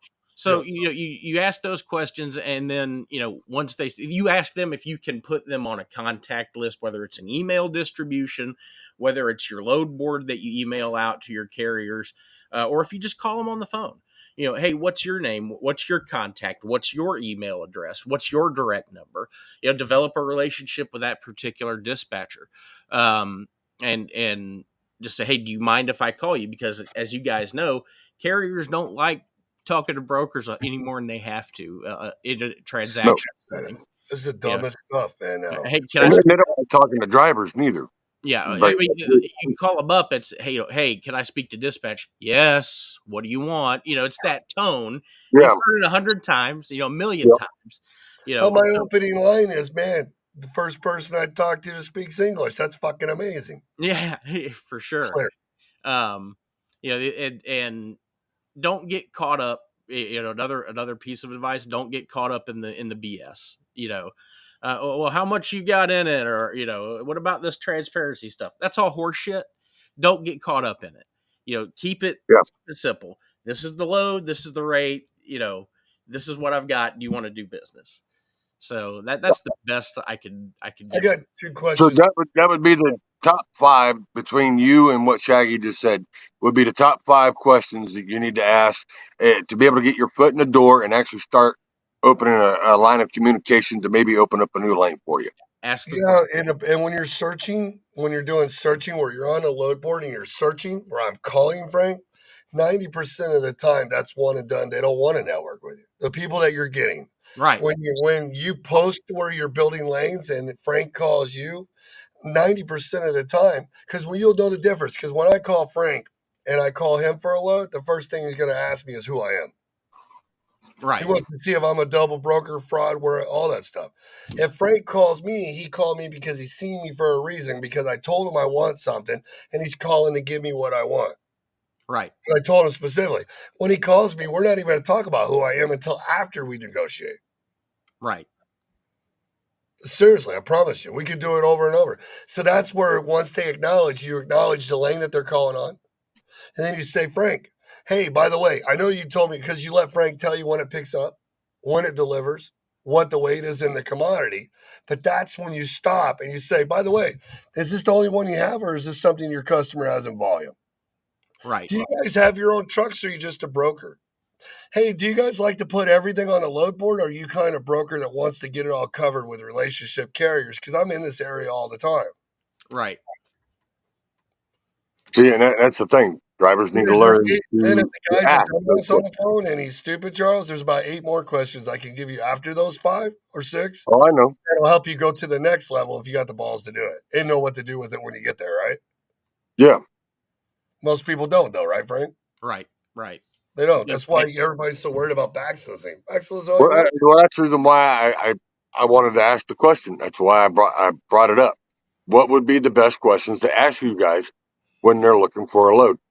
Or, you know what I mean? It may end up turning into a new lane, new avenue, new broker, Well, new how deal. about, well, whenever you guys were talking about all those crops and products and stuff that you guys do, the computer stuff that comes out of Arkansas, the military stuff Frank did, all the stuff you do, is that stuff on the load boards? a lot of it doesn't make it there. But all the brokers, like you tell this over and over and try to explain to people, brokers don't want to use load boards. They use them to find trucks. That's Yeah. it.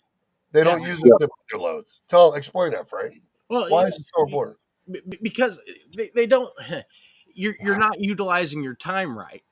If all you're doing is working the load boards, that's time that you could be using calling your customer, working on more problems that they need solved, more volume. You're working on your business instead of in it.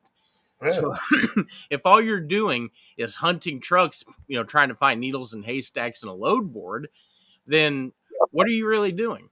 Do you want to spend 5 hours trying to broker one load to make $100, or do you want to spend those 5 hours brokering 10 loads and make your 75 to 100? You see what I'm saying? Yeah. Yeah. Get it. And set yourself up for a week instead of a day. Yeah, get ahead instead of the day of stuff. Yeah. Everybody always makes these comments. Well, on the load board, is there 5 brokers with one load? Because that's the only place they have to put that shit. Yeah, that's like the leftover crap that nobody wants. Yeah, that's why there's 5 and 8 brokers in there. You've You know, Yeah. called that shipper has called 5 or 10 people and just farm their load out to see who could cover it the cheapest, the fastest. That's what they've done. That when you see the same load posted 3 or 4 or 5 different places, that's 9 times out of 10. That's what's happened. Or you see Yeah, this. the shipper's trying to get it going. Yeah, because the rest Right. of them, you'll see where the brokers get these big spreadsheets, RFPs, Because right? they're normal. All they do is upload it straight to DAT, and you'll see it listed like fit 25 loads 5 times, right? Right. Same customers. Those are the customers that make it to the load board because they're there because they don't have to move today or tomorrow. They'll flip them over. It's the cheapest freight out That there. The that only that time or they their normal carrier won't touch it, and so they're covered up, can't touch it. this is And like that's water, where right, you Frank? see, yeah, Frank, what is it no different than Boiling Springs water? Yeah, it's no. I mean, a lot of it's you're pissing in the wind doing it a lot of times. Yeah. I mean, and so don't get me wrong. Sometimes every now and again it has to be that way. You're working all day on something, trying to get it covered. You're trying to help a customer out. But that should be the exception. You know what I mean? Not the rule. yeah. It's just I you, mean, if you're on something and you've been working on it and then it falls through, then yeah, I can see the load board being the last resort of jumping on there real quick, picking up something where you're in that area to get it out of there to get to where you can actually deal with another better load. absolutely. Is that still freight chasing? It depends on the situation. If somebody screws you and falls off a load last minute, then yeah, you're definitely freight chasing. But you have to. Yeah, You you have to at that moment. Yeah, because yeah. now because your other end fell What, out. what if you had 25, 30, 40 brokers because you're doing what we just talked about in Nashville that had the same type freight going back to Indy or Indianapolis or St. Louis? What's the odds you would have to go freight chase if you had more relationships than one still? The odds would be less than in terms of freight chasing. That's why you do it. I Mhm. mean, and also the flip side of that is you're talking about asking the right questions. Oh, that's from the broker asking the carrier questions perspective.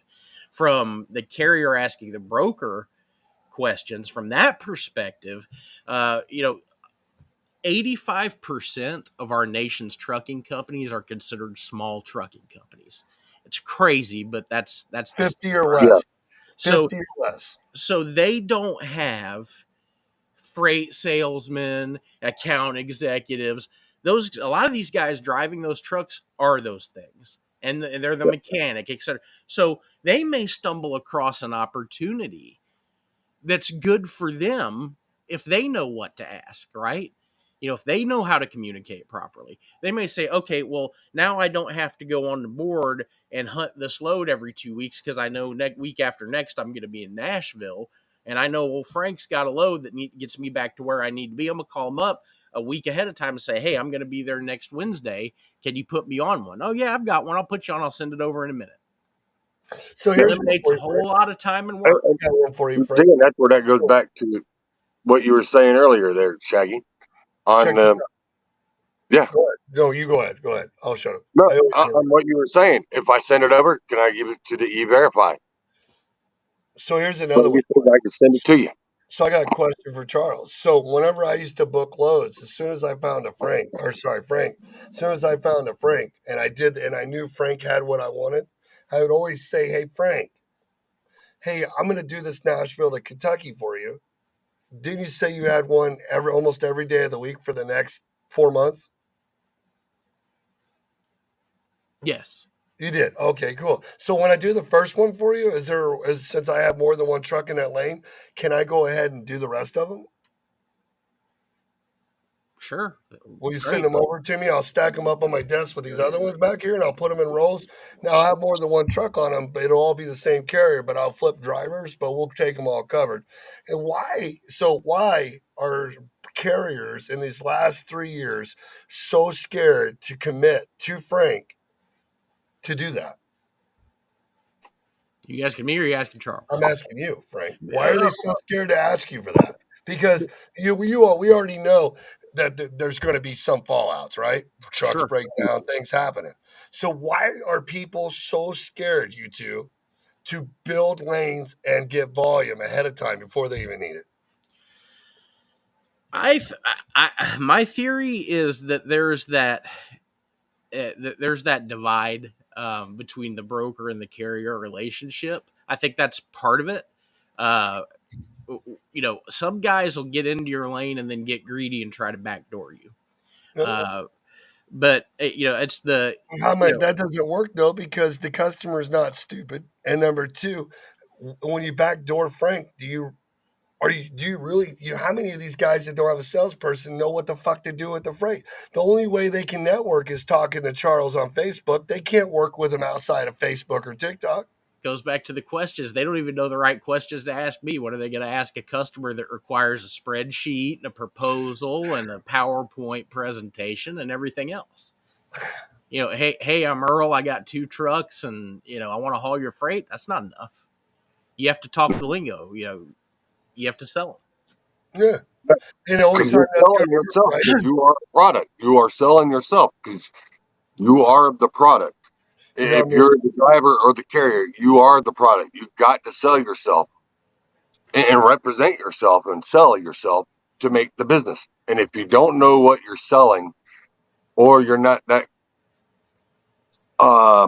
knowledgeable of what you're selling, you are not going to get the business Dude, because they're going to see right through it and go, "This is just some other guy that's just trying to get loads." And yeah, my it's favorite time, guys, is whenever the volume's higher than trucks, right?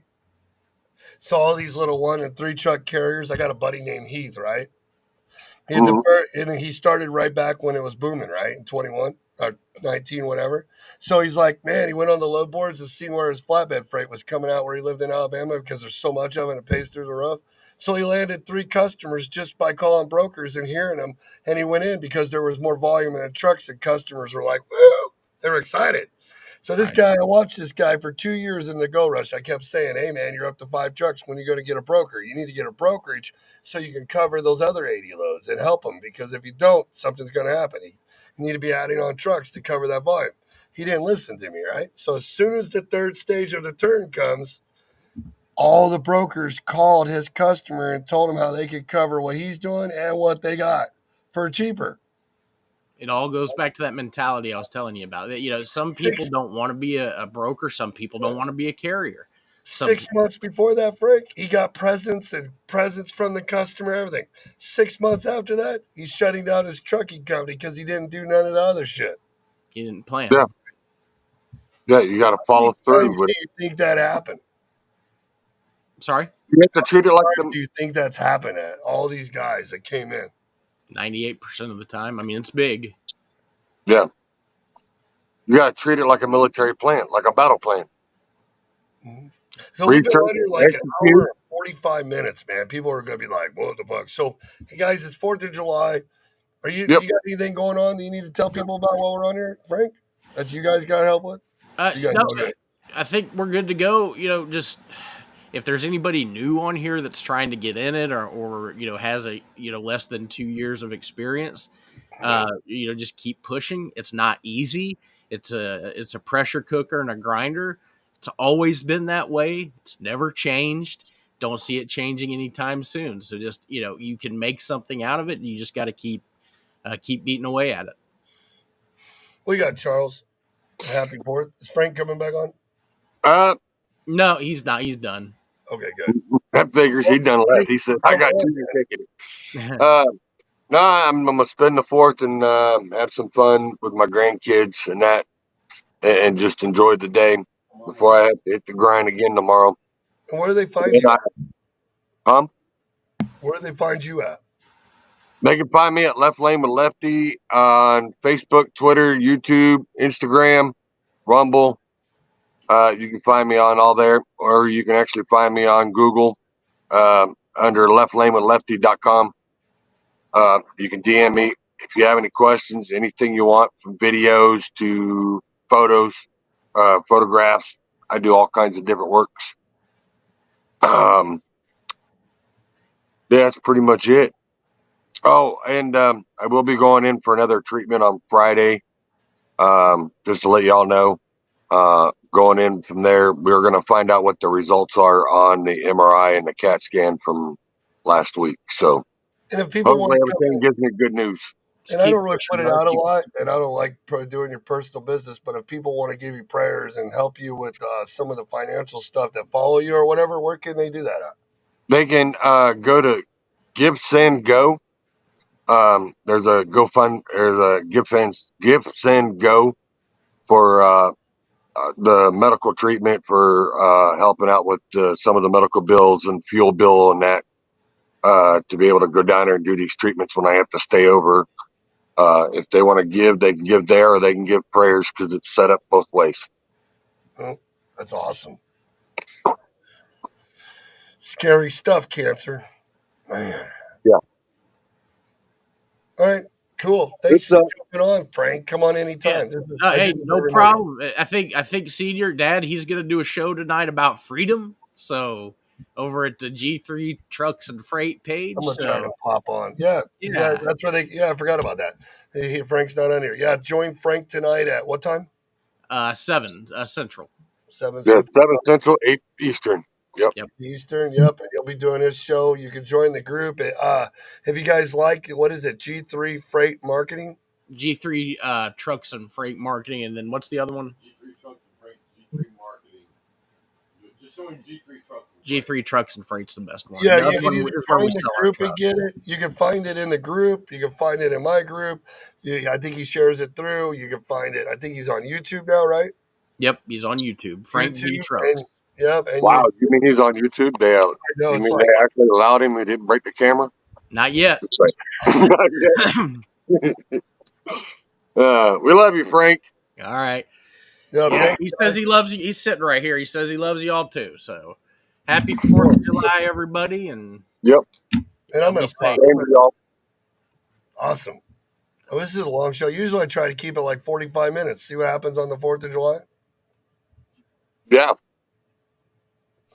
We go crazy. All right. So, guys, thanks for watching the show. Thanks for letting Lefty come on. Thanks for Frank, and thanks for watching. We usually don't go this long, but, man, how can you stop when you have such a good show? You know what I mean? If you guys are having trouble with your companies, you like the information we say, you want to change your company around, see, I believe anybody can stop and change. And if you're in a slump, you're in the blues, you like the stuff that we talked about in our show, pick up the phone and call the number, 812-870-2039. We can help you, give you advice, consult you. We can help you with insurance, equipment financing, compliance and safety, orientations, bad safety scores. It's not the worst than having a call on a broker and they won't use you. And then you're trying to survive and get it fixed. Now, we have our brokerage where we're moving loads and bidding freight. We have the dispatching service where we can help you with dry vans, flatbeds, and we're looking for tilt bed, 40-foot hydraulic trailers all over the United States that want to move around and make good money. And we're going to be looking for a lot more flatbeds in the PA area, in North Carolina, South Carolina, the Midwest. And I'm always here for you guys. Every day I come on and I'm helping and we're teaching, because me and Lefty and Frank Jr., that's what we're here for. And Justin, Allie, Kathy, Dan, James, William, Isaiah, Dawn.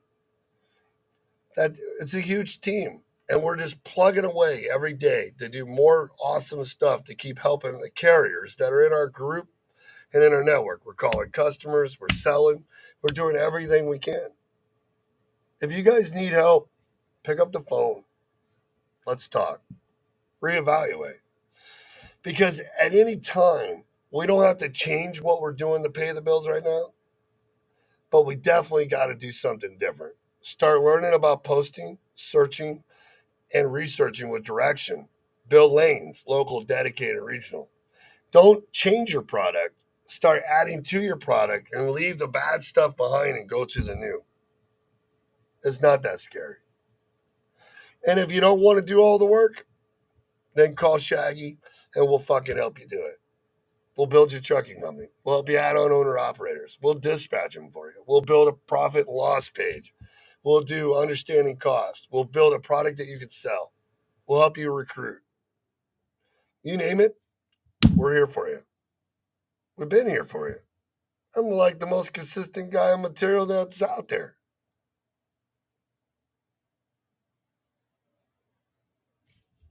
Hope you guys have a great 4th of July.